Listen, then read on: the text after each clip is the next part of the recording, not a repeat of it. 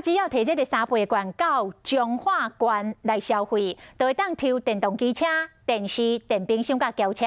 上届特别的是，阁有100名的特别奖，除了会当免费来享受到价值8000块的彰化一日游之外，阁会当甲县长王惠美做伙食饭。